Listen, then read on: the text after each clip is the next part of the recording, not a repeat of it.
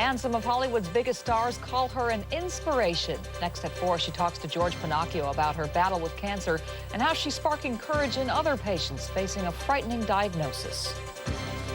Back to the Future, Bachelor Party, Bosom Buddies. That's just a fraction of Wendy Jo Sperber's resume. But after more than 25 years of acting, her latest role is her most important. And to play it, she just had to be herself. Loving, caring, inspiring.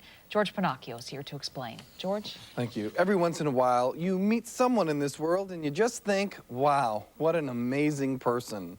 That's how I felt when I first met actress Wendy Jo Sperber. She turned a good idea into a safe haven for people dealing with cancer. And the fact that her own cancer has spread to the brain doesn't mean she is stopping what she started. I'm not hiding it, see? Wendy Jo Sperber is not afraid of her cancer. She is living with it, not dying from it. She's also the person who gave birth to WeSpark, a free support center for cancer patients, families, and friends. The financial end of it is like, well, I've got to open a place where people can come for free and just chill, hang out, feel safe. And I had to do it. But so the services can be free, Wendy Jo holds fundraisers to bring in the big bucks. This week, big stars joined in for her 3rd annual We Sparkle Night, a talent show featuring some of her longtime showbiz friends. Turns out, a call from Wendy Jo is a call to action. She's that kind of woman you'd go, oh, come here, let me hug you, even when you're mad at her. Oh, stop it, come here. You know, this is a woman who's really fighting a very difficult fight, and she created a great feeling and a great event, so it's lovely. Tom Hanks has been Wendy Jo's good pal since their days on TV's Bosom Buddies. You know, she's a friend of mine. I'll do anything she wants me to. So you might sing tonight. Oh, Lord. No, we want people to feel better. We want to heal the people, George.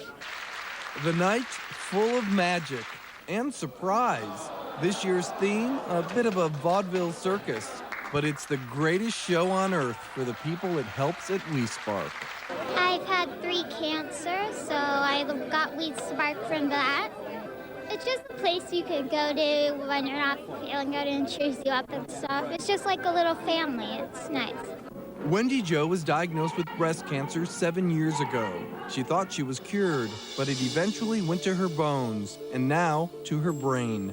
Conventional surgery wasn't an option, but an experimental treatment was. There were so many tumors in my head. I couldn't have just had a surgery or like, you know, they couldn't just like pick one area and get it and this and that. So the only option was full brain radiation, and there was a clinical trial out with a drug called RSR-13. They haven't named it yet. Eric McCormick from Will & Grace said they should call it the Wendy Jo drug. Wendy Jo is an inspiration to others dealing with cancer. After all, the SPARK in WeSpark stands for support, prevention, acceptance, recovery, knowledge. Her advice? Be aware of your body. You know, the worst, of course, of all is going, how much time do I have? And giving this power to someone who could have no clue of how long you're going to live or anything like that.